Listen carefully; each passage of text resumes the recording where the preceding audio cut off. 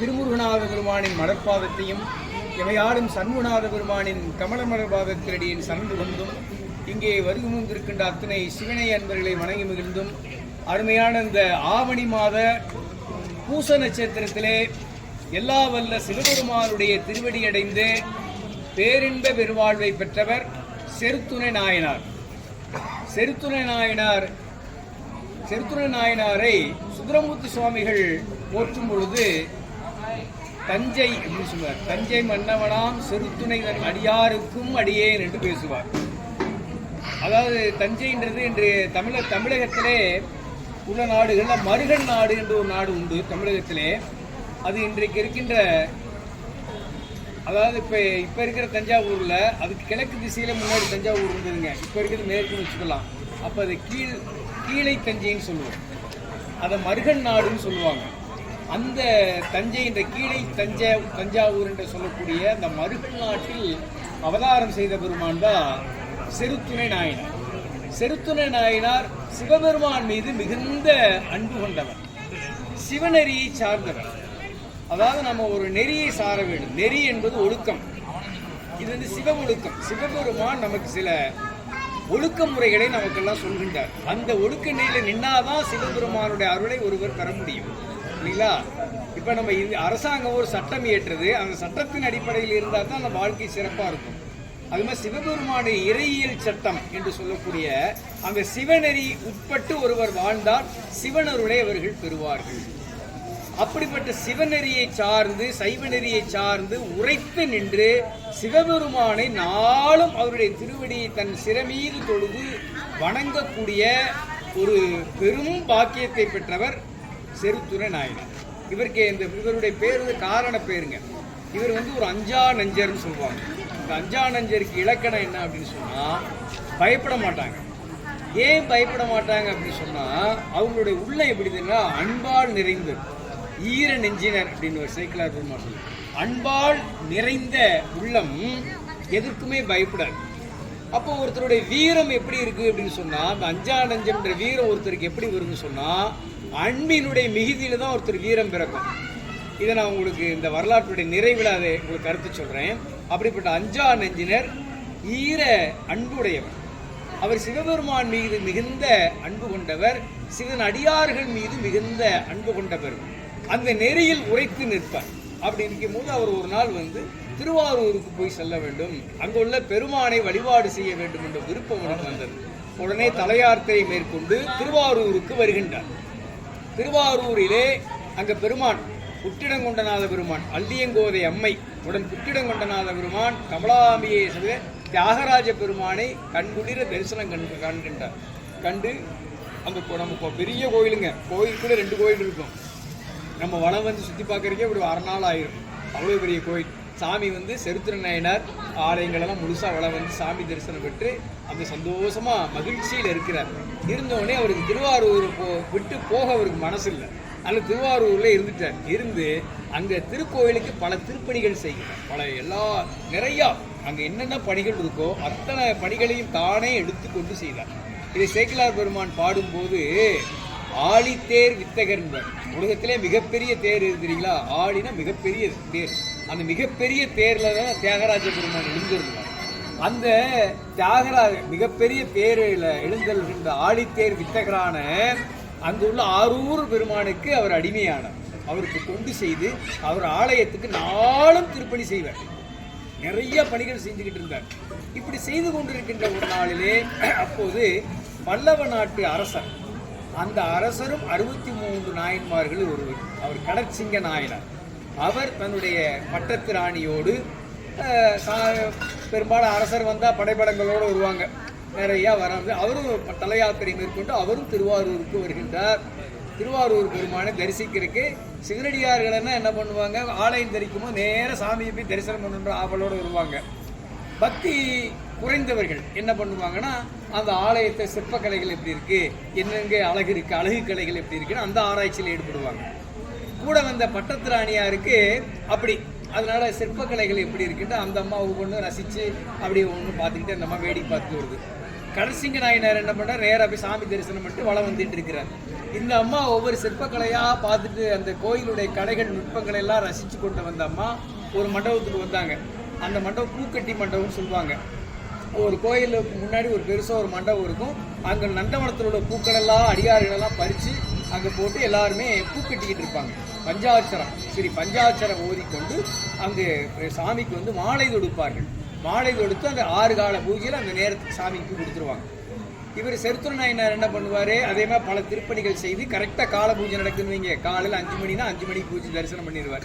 7 மணினா 7 மணிக்கு தரிசனம் பண்ணுவார். உச்சிக்காலம் 12 மணிக்குனா தரிசனம் பண்ணுவார். சாயரட்சியா 6 மணிக்கு, 8 மணிக்கு இரவு பூஜா, 10 மணிக்கு அர்ஜா பூஜா, எல்லா கால பூஜையும் நேரம் தரிசனம் பண்ணிட்டு அந்த திருப்பணிகளை நாள்தோறும் செய்து வந்துக்கிட்டு இருந்தார். இப்போ வந்து என்னன்னா அந்த பூக்கட்டி மண்டபத்தில் எல்லாரும் மலர் தொடுத்துட்டு இருக்கிறாங்க. இந்த ராணி அம்மையார் வந்தாங்கல்ல, கடசிங்க நாயனாருடைய அந்த பட்டத்து இளவரசி, அவங்க வந்து சாமிக்கு தொடுக்கிற மலர்களில் ஒரு அருமையான நல்ல மலர் இருந்துச்சு. அந்த மலரை பார்த்தோன்னே இந்த அம்மாவுக்கு எடுக்கணும் போல தோணுச்சு. எடுத்து பார்த்து சாமிக்குள்ள எடுத்து பார்த்து அந்த மலரை மூக்காடு முகர்ந்து பார்த்துச்சு. மூக்காடு முகர்ந்துனா பக்கத்தில் செருத்துர நாயனார் இருந்தது. வந்தது கோபம். எப்படி சாமிக்கு சாற்ற வேண்டிய மலரை எடுத்து இந்த பெண்மணி எப்படி நுகரலாம் அப்படின்னு சொல்லி, அந்த அம்மா பட்டத்து ராணின்னு அவருக்கு தெரியும், ஆனால் அவருக்கு பட்டத்து ராணியை அவர் பார்க்கல. அந்த அம்மாவுடைய அந்த நீளமான கூந்தல் பார்த்தீங்களா, அந்த கூலமான முடியை பிடிச்சி இழுத்து கீழே தரையில் சாத்தி தள்ளி விட்டார். முடியை பிடிச்சி இழுத்து தரையில் இழுத்து கீழே சாத்திட்டார். அந்த அம்மா தரையில் விழுந்துருச்சு. விழுந்த அம்மாவை இவர் எப்போதுமே திருப்படி செயலுக்கு சிறு சிறு கத்தி ஆயுதங்கள்லாம் வச்சுருப்பார், கொரடெல்லாம் வச்சுருப்பார். அந்த கொரடை எடுத்து மூக்கை பிடிச்சி இழுத்து அந்த அம்மா மூக்கை அறுத்துட்டு, இந்த மூக்கு தானே சாமிக்கு சாற்ற வேண்டிய மலரை நுகர்ந்தது அப்படி சொல்லி கோபத்தோடு வீசி மூக்கறுத்துட்டார். மூக்கறுத்து அந்த அம்மாவுக்கு ரத்தமெல்லாம் கொட்டி அந்த சமயம் பார்த்து கடசிங்க நாயனார் வருகின்றார். வந்தோடனே அவர் பார்க்குறார், நடந்தது என்ன அப்படின்னு கேட்குறார். கேட்டோடனே அவர் புரிந்து கொண்டு அவர் கோபம் வரல. அந்த செருத்துர நாயனாரை நோக்கி, சுவாமி நீங்கள் தண்டனை கொடுத்திருப்பது சரிதான், ஆனால் மூக்கு நுகர்ந்ததுக்காக நீங்கள் தண்டனை கொடுத்தீர்கள். ஆனால் அந்த மூக்கு நுகர்வதற்கு முன்பு அவருடைய கைதான முதல்ல மலரை எடுத்தது. அதனால முதல் குற்றம் மூக்கு செய்யலை, கைதான் தவறு செய்தது. அதனால அந்த கை எடுத்ததுனால கையை நான் வீழ்த்துவேன் சொல்லி கடசிங்க நாயனாரும் அந்த பட்டத்தரசனுடைய கணவருமான நாயனார் அந்த கையை துண்டித்தார். இந்த நிகழ்வு ஏற்பட்டது. அப்படி அதாவது இது பெரிய ஒரு விஷயம் நல்லா கேளுங்க. இதில் என்ன, உங்களுக்கு பலமுறை சில காரணங்கள்லாம் சொல்லியிருக்கோம். இருந்தாலும் இந்த இடத்துல சில புதிய என்பதற்கான அந்த காரணத்தை நான் உங்களுக்கு சொல்லுகின்றேன். இப்போ மூக்கை அறுப்பதும் கையை வெட்டுவதும் இது சரியா அப்படின்னு சொன்னா, இதுதான் நான் ஏற்கனவே சொன்னேன். செருத்துர நாயனார் சிவநெறியில் உரைத்து நின்றவர். சிவநெறினா சிவ சட்டங்கள்ல உரைத்து நின்றவர். ஆனால் பிறர் யாராவது சிவநெறிக்கு புறம்பாக நடந்தால் அவர்களுக்கு சிவ அவச்சாரம் வந்து சேரும். குற்றம் ஒரு ஒரு ஒரு குற்றம் செய்தால் என்ன பண்ணணும், அந்த குற்றத்துக்கு தண்டனை அளிக்கணும். அந்த தண்டனையை உடனடியாக அந்த தண்டனை அளித்தால் அந்த வினை பாவம் அந்த இடத்திலே பொசுங்கி போய்விடும். இதை அப்படியே விட்டுட்டோன்னு வைங்க, என்ன ஆகும்னா அது பல அப்படியே கடை வாங்கினா, ஒருத்தர் 1 லட்ச ரூபாய் கடை வாங்கி வட்டியும் அசலும் கொடுக்கலன்னு வைங்க, ஒரு 10 வருஷம் கழிச்சு ஆனால் கடைன்னு போய் மிகப்பெரிய தொழிலை போய் நிற்கும். அது மாதிரி பாவம் நாம் செய்த குற்றமும் பாவ வினைகளும் அதை அப்போதே நாம் அதை கழிக்கவில்லை என்றால் அது என்ன ஆகும்னா படிப்படியாக வளர்ந்து மிகப்பெரிய துன்பத்துக்கு நரகத்தில் வீழ்ந்து அவர்கள் அவதிப்பட நேரும். ஆனால் கருணையானவர் யாரு, செருத்துரனை கருணையானவர். அந்த பட்டத்து இளவரசரிக்கு சிவ அபச்சாரம் அந்த குற்றம் வந்துவிடக் கூடாது என்பதற்காக உடனடியாக அவர் தண்டித்தார். உடனடியாக தண்டித்தால் அந்த குற்றம் பாவ வினை அந்த இடத்திலே போய்விட்டது. அதுதான் முக்கியம். இதில் என்னன்னு சொன்னால், நம்ம எந்த பொதுவாக நம்ம உலகியல் சட்டங்களை எடுத்துக்கொண்டா என்ன பண்ணுவான், ஒருத்தர் குற்றம் செய்திருப்பார் இல்லைங்களா, குற்றம் செஞ்சு அந்த குற்றம் செய்தால் அதுக்கு நீதிமன்றத்துக்கு செய்தால் கண்டிப்பாக தண்டனை உண்டு. ஆனால் அவர் என்ன பண்ணுவார், வாய்தா மேலே வாய்தா வாங்கி அந்த குற்றத்திலிருந்து தப்பிச்சுக்கிறதுக்கு என்ன பண்ணுமோ, அதான் உலகியல் நடைமுறையிலிருந்து குற்றத்திலிருந்து விலகி அந்த தண்டனைக்கு பயந்து விலகி செல்வார்கள். ஆனால் அது மேலும் மேலும் பிற்காலத்தில் பெருகி மிகப்பெரிய துன்பத்தில் ஆழ்த்தும் என்பதுதான் நம்மளுடைய ஆன்மீகம் நமக்கு சொல்கின்றது. யார் ஒருவர் ஒரு குற்றம் செய்தால் அந்த குற்றத்துக்கான தண்டனையை அப்போதே கிடைத்தால் அது மிகப்பெரிய நன்மை. இங்கே மிகப்பெரிய குருநாதர் 63 நாயன்மார்கள் ஒருவர் அவரை தண்டித்திருக்கிறார்னு சொன்னா அது உடனே அது நீங்கும். இதுல என்ன சொன்னா குருநாதருடைய நிலை என்னங்களா, நம்ம உலகத்துல பெரியவங்க என்ன சொல்லியிருக்காங்க, ஞானியர்கள், ஆச்சாரிய பெருமக்கள், சித்தர்கள், யோகிகள் எல்லாம் ஒரு முடிந்த முடிவாக ஒரு கருத்தை நமக்கெல்லாம் சொல்லியிருக்கிறார்கள். நம்ம இந்து சமயம் சொல்கின்றது என்னன்னு சொன்னா, உலகத்துக்கு முன்பு நமக்கு கடவுளாக தெய்வமாக நமக்கு காட்சியளிப்பவர்கள் 3 தான் அப்படின்னு சொல்லியிருக்காங்க. அன்னை, தாய், தந்தை, குரு. மாதா, பிதா, குரு. இந்த 3 பேர் தான் நமக்கு கண்கண்ட தெய்வம். மாதா, பிதா, குரு, தெய்வம் அப்படின்னு சொல்றோம். அப்ப மாதா, பிதா, குரு 3வரும் நமக்கு இந்த மண்ணுலகில் நமக்கு முன்பாக காட்சியளிக்கின்ற தெய்வங்கள். எப்படின்னா மாதாவும் பிதாவும் நாம தப்பு செஞ்சா நம்மளை கண்டிச்சு திருத்துவாங்களா இல்லையா? நம்ம அம்மா அப்பா நம்ம குழந்தைகள் தப்பு செஞ்சா கண்டிச்சு திருத்துவாங்களா இல்லையா? அது மாதிரி குருநாதர் என்ன பண்ணுவார் சொன்னா, அதை விட அன்பு கொண்டிருப்பார். தாயை விட தந்தையை விட மிகுந்த அன்பு கொண்டவர் குருநாதர். அதான் முக்கியம். தாய் தந்தை நமக்கு ரத்த சொந்தமானவங்க. குருநாதர் நமக்கு எந்த சொந்தமும் கிடையாது. அப்ப நம்ம எவ்வளவு நம்ம மேல கருணை கொண்டு நம்மளை திருத்துகிறான்னு சொன்னா அவங்களுடைய கருணைக்கு ஈடு இணையே இல்லை. அதனாலதான் குருவை எல்லாத்திற்கும் மேலாக நம்ம சைவ சமயம் சொல்றது. அது குருவே ஒருபடி மேலா என்ன சொல்லு, குருதாம் சிவம் என்றே சொல்வது. குரு சிவம், அதாவது குருவே சிவம் என்று கூறினான் நந்தி அப்படின்னு திருமூல நாயனார் சொல்வார். அந்த அளவுக்கு நம்மளுடைய குருநாதர் அவ்வளவு முக்கியமானவர்கள். ஆனா குருநாதருடைய நிலை என்ன தெரியுங்களா, நம்மளை கண்டிக்கக்கூடியவர்கள். எதுக்கு கண்டிக்கிறார்கள் அப்படின்னு சொன்னா, நாம புரண்டு போயிடக்கூடாது, நெறி சார்ந்து இருக்கணும். நெறி சார்ந்து போகலைன்னு சொன்னா பல பிரச்சனைகள் வரும். அதனால நம்முடைய குருநாதர்கள் உண்மையான, இப்ப நம்ம கேட்கலாம், இந்த உலகத்துல குருநாதரை நம்ம எங்க தேடுறது? பல பேர் கேட்கிற கேள்விதான். நல்ல குருநாதரை எங்க போய் தேடுறதுன்னு பல பேர் கேட்கறாங்க இல்லைங்களா? நல்ல குருநாதரை நாமெல்லாம் தேட முடியாதுங்க, அது நமக்கு தெரியாது. ஆனா நமக்கெல்லாம் தோன்றா துணையாக இருக்கின்ற குருமார்கள் 63 நாயன்மார்கள் தான் நமக்கு குருமார்கள். அதனாலதான் நம்ம ஒவ்வொரு திருக்கோயிலையும் 63 நாயன்மார்களை வைத்து அவர்களை நம்ம குருவாக கொண்டு நீங்க வழிபாடு செய்தால் சிவபெருமானுடைய அருளை பெறலாம் என்று சொல்கிறார்கள். ஏனென்றா சிவபெருமானுடைய அருளை பரிபூர்ணமாக பெற்றவர்கள் நாயன்மார்கள். நாயன்மார்களை நம்ம குருவாக கொண்டால் இறைவனுடைய அருள் கண்டிப்பாக கிடைக்கும் என்று நமக்கு மிக தெளிவாக சாஸ்திரங்கள் சொல்கின்றது. இப்ப நம்ம குருநெறிக்கு என்ன சொல்றது அப்படின்னு சொன்னா, 63 நாயன்மார்கள் அவர்கள் நமக்கு வாழ்ந்து காட்டியிருக்கிறார்கள். சைவ நெறியில இப்படித்தான் வாழணும், இப்படித்தான் இருக்கணும் உபதேசம் செய்திருக்கிறார்கள். அந்த உபதேசத்தின்படி யார் வாழ்கிறார்களோ அவர்களுக்கெல்லாம் குரு அருள் கண்டிப்பாக உண்டு. சில பேர் கேட்கலாம், சரி நமக்கெல்லாம் குரு இவங்கெல்லாம் லிங்க திருமேனியில இருக்காங்க, சிலா திருமேனி தானே இருக்கிறாங்க, யாராவது உயிரோடு ஒரு குருநாதராக இருந்தா நம்ம ஏதாவது சந்தேகங்கள் கேட்டா நமக்கு தெளிவு பிறக்கலாம் அப்படின்னு நம்ம சொல்லலாம். உண்மைதான். அப்படிப்பட்ட குருநாதர்களுக்கு இலக்கணம் என்ன சொன்னா, 63 நாயன்மார்களுடைய நெறியை யாரெல்லாம் வாழ்ந்து காட்டுகிறார்களோ, யாரெல்லாம் அந்த நெறியில் நிற்கிறார்களோ அவர்தான் குருமார்கள். அதான் நமக்கு கண்ணுக்கு முன்னாடி நமக்கு பிரதட்சணமாக காண்பது அதுதான். ஆகவே 63 நெறியில நின்று அந்த வழியில் நெறி நிற்பவர்களுடைய வழிகாட்டுதல் நம்ம இருந்தா அது சிறந்த நிலையா இருக்கும். ஆனா அது ரொம்ப கஷ்டமாகவும் இருக்கும். ஏன்னா அவங்க கண்டிப்பா இருப்பாங்க. சிறுத்துணை நாயனார் மாதிரி அவங்க கண்டிப்பா இருப்பாங்க. நம்ம காலத்துல கிட்டத்தட்ட 150 வருஷத்துக்கு முன்னாடி ஒரு குருநாதர் வாழ்ந்தார். அவர் இலங்கையில் உள்ள குருநாதர், ஆறுமுக நாவலர்னு பேருங்க. அவருடைய நூலை நீங்க வாங்கி படிக்கலாம். நம்ம சைவ நெறிய சின்ன குழந்தைக்கு சொல்ற மாதிரி சொல்லியிருப்பார். நம்ம நெறி இப்படித்தான் வாழணும். காலையில எந்திரிச்சு பல்லு விளக்கிறது குடிக்கிறது முத கொண்டு சொல்லுவார். இரவு படுக்கிற வரைக்கும் நம்மளுடைய வாழ்க்கை எப்படி இருக்கணும், எப்படியெல்லாம் நம்ம வாழ்க்கை அமையணும் அப்படின்னு குழந்தைக்கு சொல்கிற மாதிரி பாடமாக ஆறுமுகன் அவருடைய நூல் எழுதியிருக்கிறார்.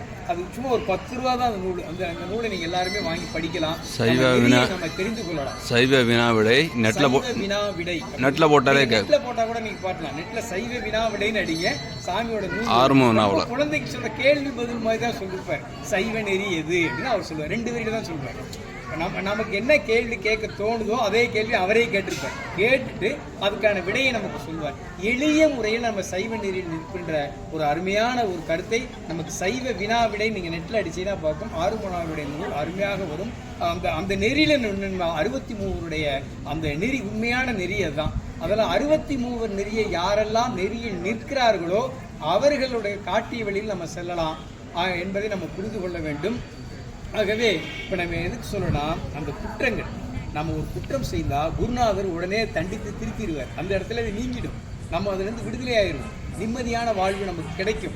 ஆனால் மேலும் மேலும் குற்றம் செஞ்சால் அது பிரச்சனையாகும். இது ரெண்டுங்க திருமூலர் அருமையாக சொல்வார். குருநாதரை நீங்கள் தேர்ந்தெடுக்கும் போது மிக கவனமாக தேர்ந்தெடுக்க வேண்டும் சொல்வார். ஏன்னா அவரே சொல்வார், அதாவது ஒரு குருநாதர் ஒருத்தருக்கு வழி தெரியலேன்னு வைங்க. ஒருத்தருக்கு வழி தெரியலேன்னா என்ன பண்ணணும், ஒருத்தர் நடந்து போயிட்டு இருக்கிறாரு, தடம் மாறி போச்சு, வழி தெரியல அப்படின்னா அந்த வழியை தெரிந்தவர் நம்மளை கூட்டிகிட்டு போகணும் இல்லைங்களா? அப்போ வழியை தெரிந்தவர் நம்ம கூட்டிகிட்டு போனால் அந்த வழியை நம்ம போய் சென்றடைஞ்சிடலாம் இல்லைங்களா? வழி தெரியாதவர்கிட்ட நம்ம போனால் எப்படி இருக்கும், அவர் எங்கேயோ கூட்டிகிட்டு போயிடுவார் இல்லைங்களா? அதை திருமூலர் அருமையாக சொல்லுவார். ஒருத்தருக்கு கண்ணு தெரியலை, கண்ணு தெரியாத ஒருத்தரை போய் கையை பிடிச்சிட்டு எனக்கு வழிகாட்டுங்கன்னு சொன்னால் அவர் என்ன பண்ணுவார், அவர் குருடும் குருட்டாட்டம் ஆடி குழியில் வீழ்ந்தாரே அப்படின்வார். அருமையாக நகைச்சுவையாக சொல்லுவார். நீங்கள் குருட்டு குருநாதர்கிட்ட போனீங்கன்னா அவர் குழியில் போய் விழுகிற மாதிரி நீங்களும் சேர்ந்து குழியில் விழ வேண்டி இருக்கும் அப்படின்னு சொல்லுவார். அதனால சிவநெறி சார்ந்தவர்களை பற்றி கொள்ள வேண்டும். 63 நாயன்மார்களுடைய வரலாற்றை இவ்வாறு நன்கு கேட்க வேண்டும். நீங்கள் எளிய முறையில் ஆறுமுகனாருடைய சைவ வினா விடை இன்றைக்கி நெட்டில் அடித்து பார்த்தீங்கன்னா எளிய முறையில் நமக்கு சொல்லியிருப்பாங்க, பின்பற்ற வேண்டும். கொஞ்சம் அது கடினமாக தான் இருக்கும் இல்லைங்களா? கடினம்னா என்ன, ஒரு ஒன்றும் இல்லை, காலையில் எழுந்திரிச்சு பல்லு விளக்குன்னு சொல்லுவாங்க. சில பேருக்கு அது கடினமாக இருக்கும் இல்லையா? அது மாதிரி தான், வேற ஒன்றும் இல்லை. இப்படி தான் சில பேர் செய்யக்கூடியதே கடினமாக நினைக்கிறாங்க. அது என்ன பண்ண முடியும்? சிவநெறினா எளிமையானது தான், கடினமானது கிடையாது. ஏன்னா இறைவன் நமக்கு கடுமையான ஒன்றா கொடுக்க போகிறாரு, எளிய ஒன்று தான் நமக்கு அருமையாக கொடுத்துருக்கிறார்கள். நீங்கள் காலையில் எந்திரிச்சு நீராடணும், திருநீர் இட்டுக்கணும், கொஞ்சம் நேரம் பஞ்சாயத்து ஜெபம் பண்ணுங்க, திருக்கோயில் போய் சாமி கும்பிடுங்க, அங்கே ஏதாவது சின்ன சின்ன பணிகள் இருந்தால் செய்யுங்க, எல்லோரும் அன்பாக நேசிங்க, குழந்தை குட்டிகளோட அன்போடு இருங்க அப்படி சொல்லிட்டு எளிய வழி தானே. இந்த எளிய வழியை பின்பற்றினா யாருக்கு எந்த துன்பம் வரப்போகிறது? ஆகவே குருமார்கள் காட்டிய அந்த குருநெறி தான் சிவநெறி. சிவநெறி என்றாலும் குருநெறி என்றாலும் ஒன்று தான். ஆகவே 63 காட்டிய நெறியில் யார் நிற்கிறார்களோ அவர்களுக்கு நம்ம அருளெல்லாம் கிடைக்கும். அதுக்கு செருத்துணை நாயனாருடைய அருள் நமக்கு என்ன வேண்டும்? ஏன்னா நாயன்மார்கள் நமக்கு ஏதோ சிடா திருமேனியாக இருக்கிறாங்க இல்லையே நினச்சிடக்கூடாது. அவங்களாம் தோன்றா துணையாக இருப்பார்கள். இறைவன் தோன்றா துணையாக இருக்கிறாரோ ஒன்றும் இல்லை. நம்ம உடம்புக்குள்ள உயிர் இருக்கு, அந்த உயிரை நம்ம கண்ணால் பார்க்குறோமா? இல்லை, ஆனால் உயிர் இருக்கா இல்லைங்களா? அது மாதிரி அவங்க நமக்கு இருக்கிறாங்க, இதே இடத்துல இருக்கிறாங்க, நமக்கு அருள் பாலிக்கிறாங்க. அவங்களுடைய நாமத்தை சொன்னாவோ அந்த நெறியில் நின்னாவோ நமக்கு அந்த நெறி அந்த வழிகாட்டுதல் நமக்கு கண்டிப்பாக உண்டு. ஆகவே நல்ல வழி தெரிந்த ஒரு குருநாதர் யாருன்னா 63 தான். அந்த நல்ல நெறி சிவநெறியை அடைந்து அந்த நெறியில் நின்று இறைவனை அவர்களுடைய திருவிடையை நாம் வணங்கும் போது அவர்கள் காட்டி அந்த வழியில் செல்லும் போது இறைவனுடைய அருளை நாம் எளிமையாக பெறலாம் என்பது நமக்கு அருமையாக இந்த திருத்தொண்டர் புராணம் நமக்கெல்லாம் விளக்குகின்றது. ஆகவே இங்கே சாமி இந்த தண்டனையை உடனே கொடுத்தார். பாருங்க, கணவனாக இருந்தாலும் கையையும் துண்டித்தார். ஏன்னா மனைவிக்கு மேலும் மேலும் துன்பம் வந்துடக்கூடாதுன்னு இருவருமே கருணையோடு செய்த நிலை. அது எதுக்கு சொல்றேன்னா, சாமி அஞ்சா நெஞ்சினர்னு சொன்னேன். யாருங்க? ஒரு போருக்கு ஒரு பேருனா காரண பேர் தான் செருத்துணை நாயனார். செருனா போருக்கு போனான்னு வைங்க. சாமி போருக்கு போனார்னா அங்க போர்ல வெற்றி நிச்சயம். அந்த போர்ல வெற்றி நிச்சயமாகிறதுக்கு துணையாக இருக்கக்கூடியவர் செருத்துணை நாயனார். அதனாலதான் அந்த பேர். இவர் போருக்கு போனா வெற்றி, அதனாலதான் அவருக்கு செருத்துணை நாயனார். ஆகவே நம்ம இந்த உலகத்துல அல்லல் என்ற போர்ல இருக்கிறோம். அந்த போரிலிருந்து அந்த போரை நீக்கி நமக்கெல்லாம் துணையாக இருந்து நமக்கெல்லாம் நல்வழி காட்டக்கூடிய நாயனார் செருத்துணை நாயனார், கடற்சிங்க நாயனார், இவர்களுடைய திருவடியை நாம் வணங்கி அவர்களுடைய வழியில் நின்றால் எல்லா நன்மையும் நம்ம பெற முடியும். ஒரே ஒரு சின்ன உதாரணம் சொல்லி நான் நிறைவு செய்கின்றேன். நீங்கள் கேட்கலாம், இவர் அஞ்சா நெஞ்சினர், வீரத்துக்கும் அன்புக்கும் என்ன சம்பந்தம் இருக்குன்னு. அன்பு இருக்கிற இடத்துல தான் வீரம் வரும். நம்ம வீரம் சொல்றது இந்த அடிதடி சண்டையை தான் நம்ம வீரம் சொல்கிறோம், அப்படிலாம் கிடையாது. அன்பு யார் இடத்துல இருக்குதோ அவங்க தான் வீர செயல் புரிய முடியும் இல்லைங்களா? சாமி வந்து ரொம்ப அன்பு கொண்டவர். அதனால ராணின்னு பார்க்காம கூந்தலை பிடிச்சி இடிச்சு கீழே தள்ளி மூக்கு அறுத்தாரா இல்லை? யாராவது பட்டத்து ராணியுடைய மூக்கு அறுக்க முடியுமா? அப்போ எவ்வளவு துணிச்சல் இருக்கு, எவ்வளவு வீரம் இருக்கு. சேக்கிழார் பெருமான் நெகிழ்ந்து பாடுவார், இவருடைய அஞ்சா நெஞ்சத்துக்கு நம்ம இப்படி வாக்காட சொல்ல முடியுமான்னு சொல்லுவார். அவ்வளவு வீரம் படைத்தவன். ஆனால் அதெல்லாம் பாருங்க, ஒரு நான் ஏற்கனவே சொன்னேன், ஒரு குழந்தையை வந்து ஒரு தாய் வந்து தொட்டிலில் படுக்க வச்சுட்டு ஆட்டிட்டு பக்கத்தில் ஒரு குழாய் அடிக்க போய் தண்ணீர் பிடிக்க போனாங்க ஒரு குடத்தில், இல்லைங்களா? குடத்துல தண்ணி சேர்ந்துட்டு வந்து பார்த்தோம்னா அந்த குழந்தைக்கு பக்கத்தில் ஒரு பாம்பு நிற்கிது. பாம்பை பார்த்தா படையும் நடுங்கும், இல்லைங்களா? படையின்னு என்ன, இராணுவமே நடக்குது நம்ம பழமொழி சொல்கிறோம். ஆனால் அந்த பெண்மணி என்ன பண்ணா, தன்னுடைய குழந்தை மீது எவ்வளவு அன்பு வைத்திருப்பா. தன்னுடைய குழந்தையை அன்போடு காக்க வேண்டும் என்று பாம்பென்றும் பாராத அப்படியே பிடிச்சி வீசி எறிஞ்சான். இது எவ்வளவு வீரம் வந்து இந்த பெண்மணிக்கு. அதுக்கு என்ன காரணம்? அன்பு. தன் குழந்தையின் மீது வைத்த அன்பு பாம்பையே தூக்கி வீசி எறியக்கூடிய வீரத்தை கொடுத்தது. அதனால அன்புதான் மிகப்பெரிய வீரத்தை கொடுக்கும். அப்படி அன்பில் திளைத்து நின்றவர்கள் தான் 63 நாயன்மார்கள். அவர்களுடைய அந்த அன்பு நெறியில் நின்று சிவநெறியில் நின்றால் சிவனருளை பெறலாம் என்பதை சொல்லி அருமையான இந்த இது மாதிரி பல திருப்பணிகளெல்லாம் செய்து ஒரு ஆவணி மாதம் பூச நட்சத்திரம் வந்து சிவபெருமானுக்கு சிவபெருமான் தில்லையிலே காட்சி கொடுத்தனால், நடராஜ பெருமான் காட்சி கொடுத்தனால்தான் பூச நட்சத்திரம்.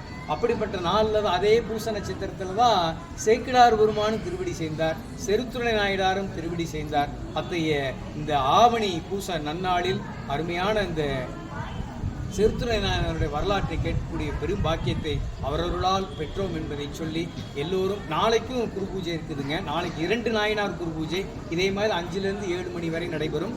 நாளைக்கு அதிபத்த நாயனாருடைய குரு பூஜையும் புகழ்த்துணை நாயனாருடைய குரு பூஜை ஆவணி மாதம் ஆயிலை நட்சத்திரமான நாளைக்கு நடைபெறும் என்பதை தெரிந்துகொண்டு எல்லோரும் குரு பூஜையில் கலந்து கொண்டு குருவருளையும் திருவருளையும் பெற்று வாழ அனைவரையும் அழைக்கின்றோம். அனைவருக்குமே வெளி வளாகத்தில் பிரசாதம் வழங்கப்படுகின்றது, பெற்றுக்கொள்ளவும். வாழ்கவே வாழ்க என்ன